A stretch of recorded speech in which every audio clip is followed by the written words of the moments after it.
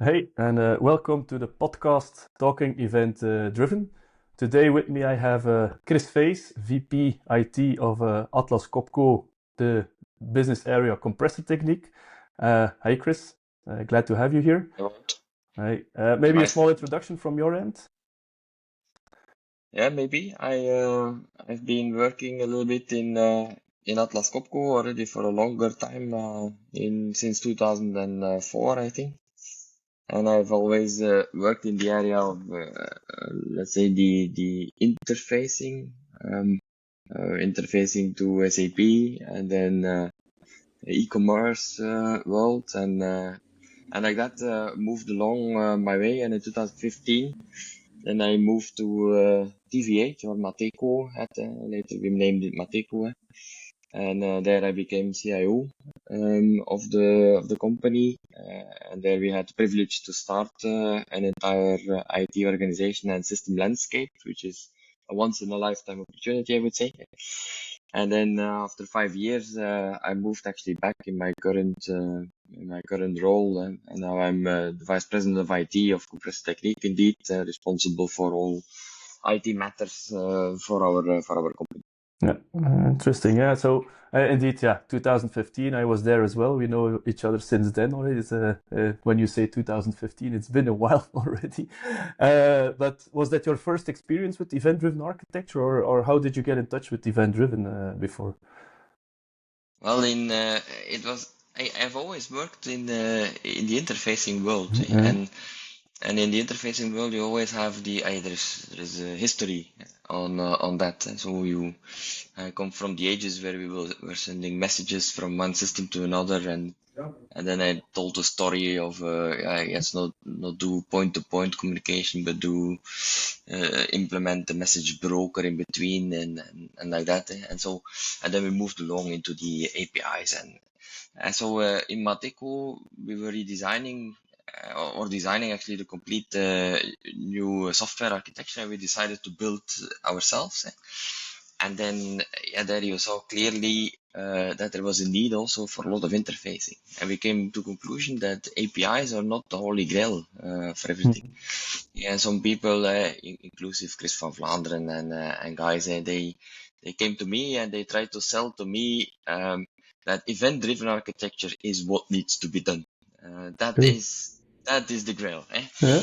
And I was skeptical. Of course, I was skeptical because something that is good and solves everything, that is never Doesn't it's too good exist. to be too true, eh? But okay, there at the end I said, yeah, let's do this, let's try it out and see if it really if it really fills in the gaps between what you would do with the database integration, or what the typical API call connectivity, or the message based integration. And so that was the first time we really discussed about it. I'm talking Okay. 2016 then. Yeah. Yeah, indeed. It's been a while. It was early stages of the Kafka ecosystem that then rose bigger and bigger. I remember we started off with Avon, moved to Confluent Cloud. So indeed, we made quite a transition there on those approaches. But of course, yeah, you are responsible for the IT department. That means, of course, responsible for everything which is technical integration wise. But yeah, I can assume that it's not only the technical reason why we chose to go for event-driven architecture. There are also business reasons, or let's say business values behind it. How would you position that? What would be, say, business values that you experience from an event-driven approach?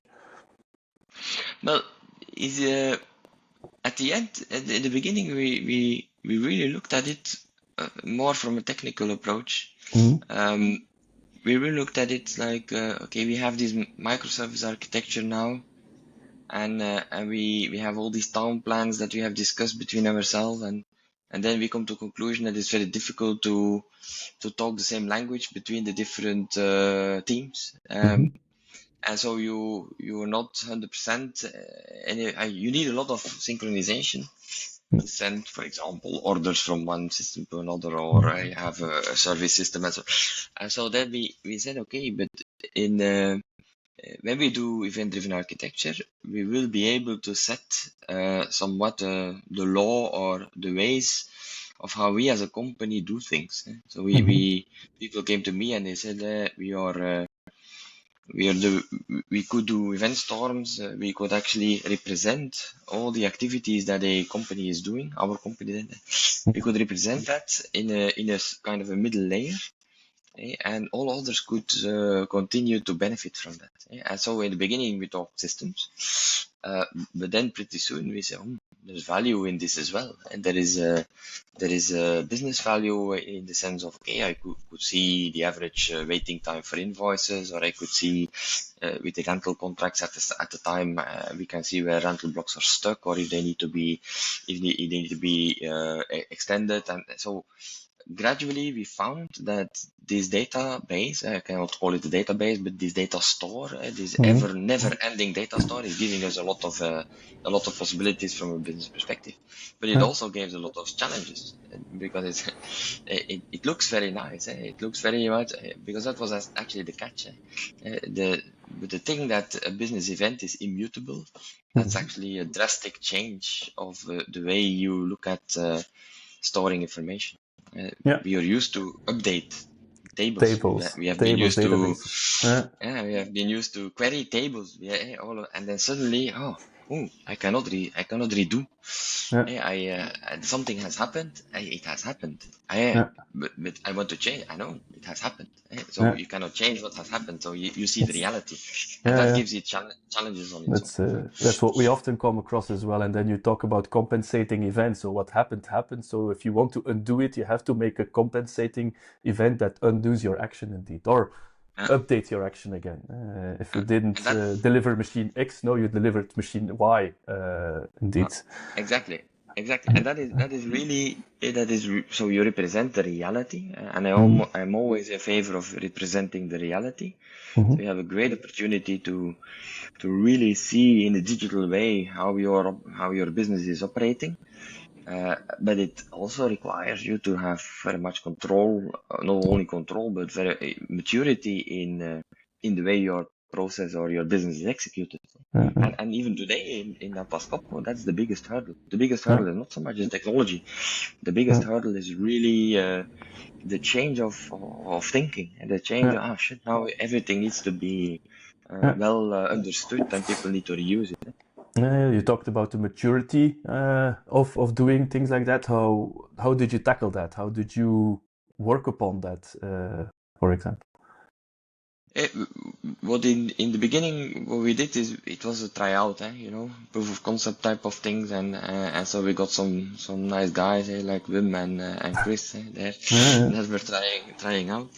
But then pretty soon you see these events need to be backwards compatible, and so on. So you need to train, you need to educate, you need to talk a lot with other teams. So at the time, and now I see that again in Atlas Copco, you need to educate quite a lot of people. Domain-driven design comes to play. Domain-driven design is another way of doing software. So you need to set up some training schemes, educate people, and like that you build up your maturity. But what's very important is also to invest in a what I call the competence center. We've done it in Mateco. We do it again here in Atlas Copco. You invest in a competence center because somebody at the end needs to be, with a bad word, the referee. But it is a bit like that. You are with the referee on what are the message structures. Do we not have any duplications? Is everyone using the same information that is sent from left to right? Do we understand how we connect and do not connect? Do we not build logic? Because very important, there should not be logic for me on your event broker. You should keep it as flat as possible, and that also means that your applications need to build the logic then, and how can you then these retry mechanisms? In many cases, people are doing retries themselves, or let's say a central team was doing that. A message did not arrive, so you resend it. It's not possible anymore. Your applications need to do it. So it's quite a lot of training and adjustments that need to happen in your organization.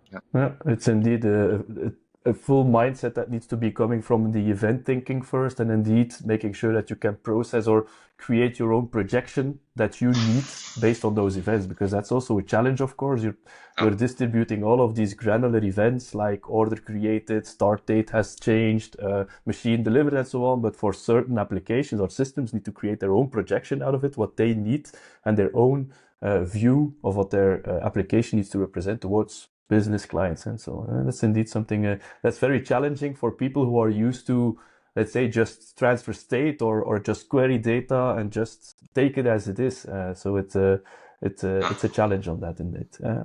Are there any other hurdles that you've encountered during transitioning to EDA that you could share? Well, I think the big hurdle is change management. It is people. It's maybe strange, I say, people are not always interested in the reality that happens. And so with this, you are forced to represent the reality in a digital way. It's almost a digital twin, and you can use it for many things. And later, one of the biggest benefits, like we are capturing now for machine, we have 350,000 machines connected already for a long time, 15 years we started with that. And we get all these events, thousands and thousands of events every day come in. And then what we discovered is that you can build agents. We call it intelligent agents on top of it, which is even based on things that happened 10 years ago. And you did not even know at the time that there would be an event-driven architecture. But still, that you can do. So that is an opportunity, but at the same time, it's a hurdle. Because are we really interested to see the reality? Do we not? And before we could, between brackets, hide a little bit reality in our database structures, and if we had inefficiencies in our process or in the execution, and nobody would know. What typically we would build reports, and then people start building analytical reports, and they see, oh, that's his problem, blah blah blah. But now you actually, if you want, actually you can directly do process mining almost on the data. But the challenge is really to convince. First of all, it's a big transformation before you are there, so you need to do that in steps, and also there that's also maturity steps. So because the step immediately to business events is a very big step to take. It's a difficult one. So what I then do is, okay, if we are not ready to take that step, mostly when you do a process and something is generating an event, it is also generating a document. So it generates an order, or it's an invoice, or it generates a payment slip, or it generates something. And okay, start then with publishing the documents. And then others that want that document, instead of sending that document to 17 different systems, you publish the document, and everyone that is interested can read that document. And it's a first step. It's not what we call event-driven architecture. It's not the pure sense, but it is already going in a direction.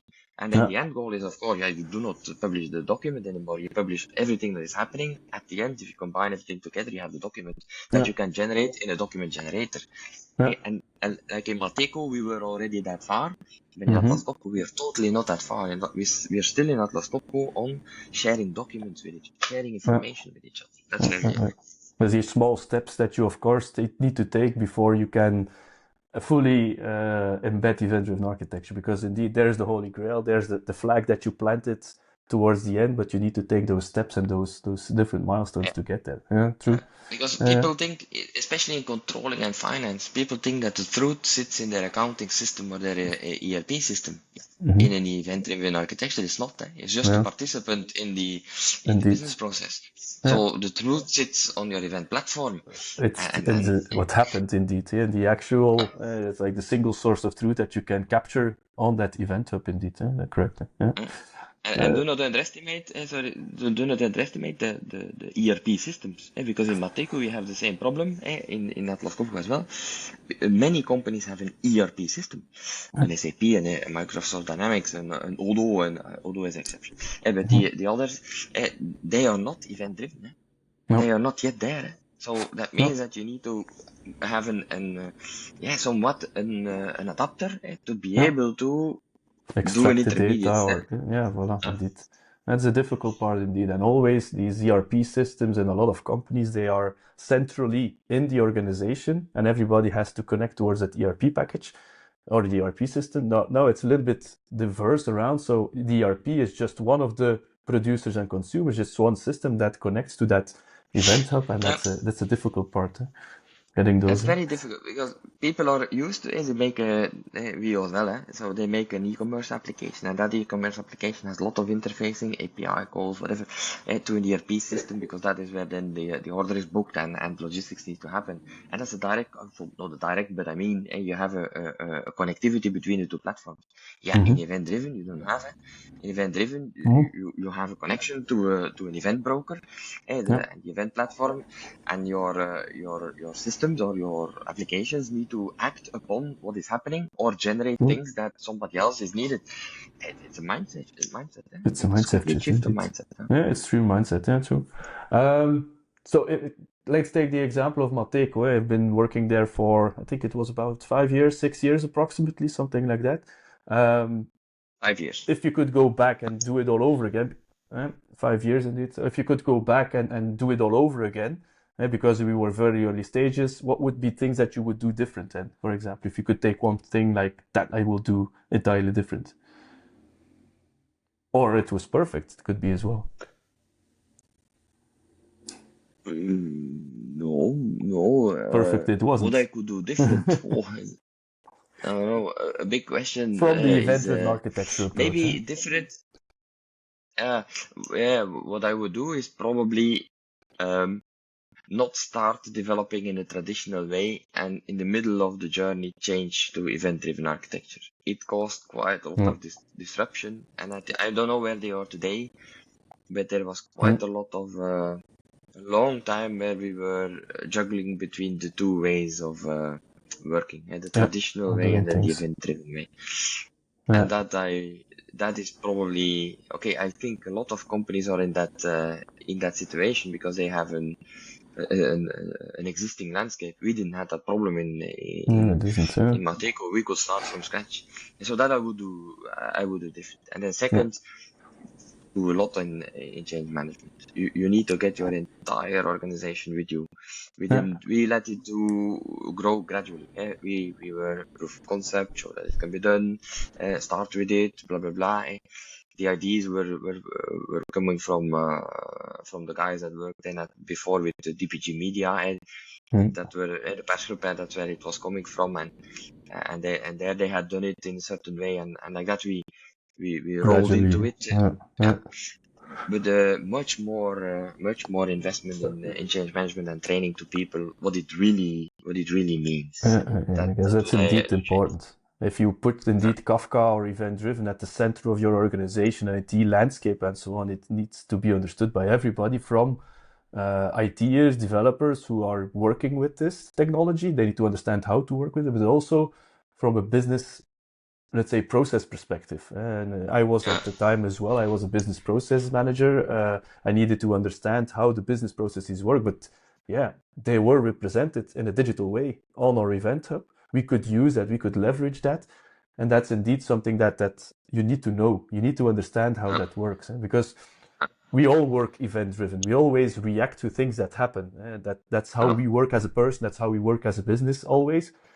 But it needs to be represented in our IT landscape. And if we know that and we have that data, it's invaluable to, very valuable to work with that data indeed. Oh, there you see something good. So a business process is a way to represent how in a company things are moving from one person or from one department to another department, and end to end, you do a full transaction. Mm, The reality is that people don't work like that. People mm, work based on a list that they open, a screen that they open, and then they yeah, see, oh, here is something in a certain state, and then I start acting upon it. Well, I said that is event. And so people so act upon something, and they do something, and that generates. that's And something so that's done. Yeah. yeah, the extreme is really that you have a task-based possibility. So you can really put on top of your event stream, you can put logic. Now with these days, you could put on top AI logic, which is Mm-hmm. optimizing your flow and actually steering what people need to do. Today, Yeah, people go to a screen and they execute what is on the screen. exactly. Tomorrow, it would just be a task sent. Yeah, This has happened, so now, poof, yeah, a package is ready. or is packed, let's just say, check to somebody's scanner with a forklift, pick it up and move it somewhere else. That Okay. is that's the extreme what we can achieve with the event-driven architecture. Oh, that's true. That's true. All right, super interesting. I remember your talk you gave at the TVHIT talks. I think it was back in 2019 about that, where you compared the options. Okay, let's do data transfers, or let's do messaging, for example. But you mentioned that you wanted purely to go for event streaming, or not purely, but you wanted to go for event streaming. And even the thing was that you said was you want to publish events, you want to expose events for even people who don't, that we don't at this moment we don't need yet, but we want to use in the future. Maybe we need it. Have you came across that situation that you said, okay, now I need that data years back, years later? What we do in Atlas Copco, that's one of those things. So Yeah, we have been publishing, those IoT although we events. didn't Yeah. know, so through IoT we have been publishing massive amounts of events from our compressors, and then years later people are doing analytics. Mm. And with these analytics, we can now steer optimizations, and we can Yeah. optimize compressor rooms, and we can save energy, and that is because we have the data available that we didn't know Yeah. what we had to do, and it's a real business value. It's a Yeah. customer's value. It's not Yeah, it is. only an IT It's value or an internal efficiency. yeah, one of those was the predictive maintenance approach, that you now learn how your machines actually work, how they are used, and then based on that you can interact better with the customers to do the maintenance, to execute that. Yeah, indeed. Yeah, like your car, our machines get older and older, so they get less and less energy efficient, Mm-hmm. or there are newer models which are more energy efficient. And so, based on the learnings, we can simulate, a more accurate how Yeah. we could actually change our compressor rooms, and that's direct. Yeah. That is old data now applied into new models to see what the benefits are Yeah. for replacing the compressor rooms. Yeah. All right. Good.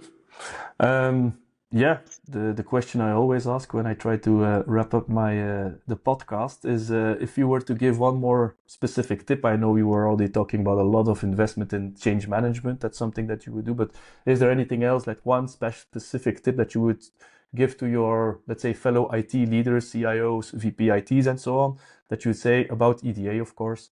What would it be? What would be one specific thing that you said, let's go for it? Yeah, I would first of all not stop.